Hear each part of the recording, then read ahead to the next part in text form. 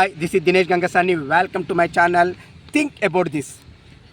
ఇన్ని రోజులుగా 2014 నుండి ఈ రోజు వరకు అండి, అంటే ఈ రోజు వరకు నేను వీడియో చేస్తున్న వరకు కూడా ఏదైతే సిస్టమ్ ఉందో CC model with grading system, marks, formative assessments తోటి, మరి అలాంటి సిస్టాన్ని ఎట్ ఏ టైం గవర్నమెంటు మేము ఈ అకాడమిక్ ఇయర్ నుండి, అంటే 24-25 అకాడమిక్ ఇయర్ నుండి దాన్ని రద్దు చేసి 100 మార్కులకే టెస్ట్ కండక్ట్ చేస్తామని ప్రకటించడం, ఈ ఎఫ్ఏలు అనేది ఇక నుండి ఉండవని చెప్పడంతో ఒక్కసారిగా రాష్ట్ర వ్యాప్తంగా విద్యార్థులలో, ఉపాధ్యాయులలో భిన్నాభిప్రాయాలు వ్యక్తమవుతున్నాయండి.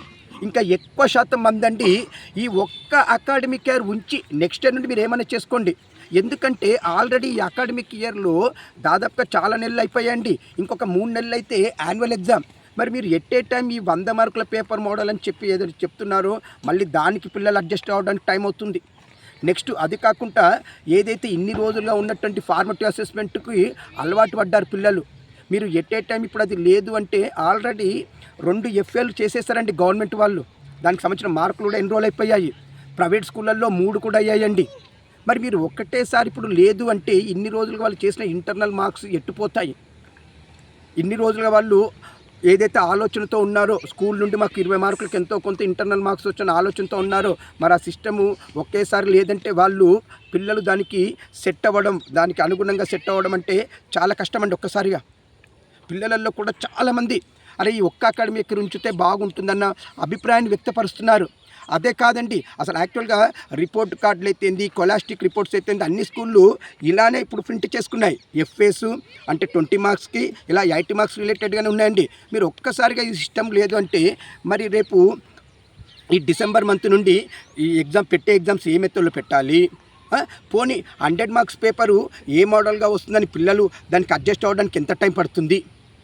మామూలుగా ఇన్ని ఇయర్స్లో అడ్జస్ట్ అవ్వడానికి వాళ్ళకి 2-3 ఏళ్ళు పడితే మీరు ఒకేసారి 2-3 నెలల్లో 100 మార్క్స్ పేపర్కి అడ్జస్ట్ అవ్వాలంటే ఎలా పడుతుంది? మళ్ళీ మీరు పాత పద్ధతిలోనే ఇలానే మార్కుల సిస్టమ్ తీసుకొస్తే దీనివల్ల చాలా వేరియేషన్స్ వస్తాయండి పిల్లల్లో కూడా. గ్రేడింగ్ సిస్టమ్ ఉన్నప్పుడు సరే వాడికి 91+ దాటిన అదే A1, 91 నుండి 100 మధ్యలో వచ్చిన, సో అప్పుడు ఎలాంటి కొట్లాటలు, ఎలాంటి ఇదే ఉండేది కాదండి. కానీ ఇప్పుడు ఏమవుతుంది, వాడికి 91 వచ్చి ఇంకోటికి 92, 93 వచ్చి అనుకోండి, ఇదే ఎక్కడ తగ్గింది మార్కు, ఏంటిది, ఇవన్నీ ఇలా ఉంటాయి. అంటే మళ్ళీ మార్కుల కొట్లాట జంజాడం అనేది చాలా ఉంటుందండి. సరే, గవర్నమెంట్ తీసుకునే నిర్ణయాన్ని నేను కాదనేవాడిని అయితే కాదండి, కానీ నా సూచనగా చెప్తున్నాను, మీరు ఈ గ్రేడింగ్ సిస్టమ్ది ఏదైతే ఉందో, ఈ ఫార్మేటివ్ సిస్టమ్ ఏదైతే ఉందో దాన్ని నెక్స్ట్ ఇయర్ నుండి తీసేసుకోండి, మీ ఇష్టం. కానీ ఈ అకాడమిక్ ఇయర్లో ఆల్రెడీ ఇన్ని మంత్స్ అయిపోయిన తర్వాత ఇప్పుడు సడన్గా చెప్పడం వల్ల ఒక్కసారిగా మళ్ళీ వాళ్ళు ఈ 100 మార్క్స్ పేపర్కి సెట్ అవ్వాలంటే కొద్దిగా టైం పడుతుందండి. ఆల్రెడీ చెప్పాను కదా, గవర్నమెంట్ స్కూల్లో 2 ఫార్మేటివ్స్ ఆల్రెడీ కంప్లీట్ అయిపోయి వాటిని మార్క్స్ కూడా అసిస్ట్ చేశారండి.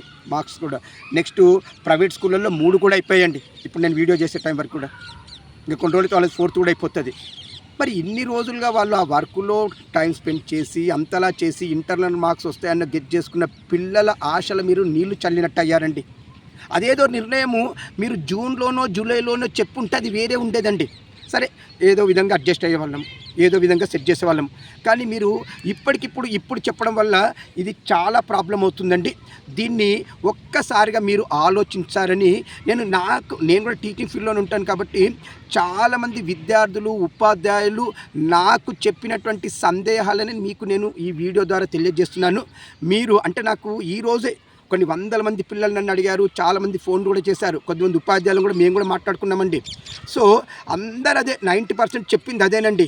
90%కి ఎక్కువనే, 90% కంటే ఎక్కువనే ఏం చెప్పారంటే సరే తీసేస్తే తీసేయనివ్వండి, కానీ నెక్స్ట్ ఇయర్ నుండి చేస్తే బాగుంటుంది.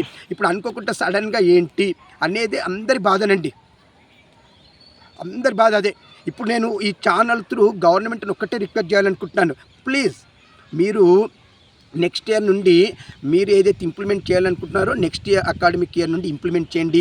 ఈ ఒక్క అకాడమిక్ ఇయర్ ఇదే పాత సిస్టంలోనే పెడితే విద్యార్థులు కూడా ఎలాంటి ఇబ్బంది లేకుండా ఈ అకాడమిక్ ఇయర్ను కంప్లీట్ చేసి మంచి రిజల్ట్స్తో పాస్ అవుతారు. సడన్గా ఇలాంటి డిసిషన్ తీసుకోవడం వల్ల విద్యార్థులు అప్సెట్ అవ్వడం జరుగుతుందని గవర్నమెంట్కి నేను విన్నపిస్తున్నాను. మరీ స్పెషల్గా రేవంత్ రెడ్డి గారే ఇప్పుడు విద్యాశాఖను కూడా చూస్తున్నారు కాబట్టి ఇటు విద్యాశాఖ మంత్రిగా ఉన్నటువంటి రేవంత్ రెడ్డికైనా, ముఖ్యమంత్రిగా ఉన్న రేవంత్ రెడ్డికైనా నా ఛానల్ త్రూ నా చిన్న రిక్వెస్ట్ అండి, మీరు కొద్దిగా ఈ నిర్ణయాన్ని ఈ ఒక్క అకాడమిక్ ఇయర్ అండి, మళ్ళీ నెక్స్ట్ మీరు ఏం చేస్తారనేది మీరు ఇప్పుడే చెప్పండి, లేదా జూన్లో మేలో ఎప్పుడు చెప్పినా పర్వాలేదు, కానీ జస్ట్ ఈ ఒక్క అకాడమిక్ ఇయర్ మాత్రం 10th పిల్లలకి పాత పద్ధతిలోనే, సరే ఫిజిక్స్ సైన్స్ని రెండుగా పెట్టుకుంటారు, అది ఓకే కాదన్నాను, కానీ జస్ట్ ఈ ఒక్క అకాడమిక్ ఇయర్ మాత్రం యాజ్ ఇట్ ఈజ్గా పాత పద్ధతిలోనే కండక్ట్ చేయండి. ఎందుకంటే పిల్లలు దానికి అలవాటు పడిపోయారు కాబట్టి ఒక్కసారిగా మీరు తీసుకున్న నిర్ణయం వాళ్ళని హతాశలుగా, అంటే వాళ్ళని టోటల్గా డిప్రెషన్లోకి పంపిస్తుంది. మళ్ళీ వాళ్ళు అంటే ఇప్పటికి పిల్లలు బాధపడుతున్నారు, అయ్యో సార్ లేదా గ్రేడింగ్ లేదా మళ్ళీ ఇట్లా ఏందన్నట్టు. సో అంతొద్దు, ఒకటిసారి ఈ ఒక్క అకాడమిక్ ఇయర్ మాత్రం కాస్త చూడండి, పిల్లల భవిష్యత్తును కూడా ఆలోచించండి. ఇంకా ఇలాంటి మంచి కంటెంట్తో మీకు నేను వీడియోలను అప్లోడ్ చేస్తుంటానండి. మీరు చేయాల్సింది ఒక్కటే, నా ఛానల్ని సబ్స్క్రైబ్ చేసుకోండి, లైక్ చేయండి, షేర్ చేయండి, కామెంట్ చేయండి. ఇట్లు దినేష్ గంగసాని.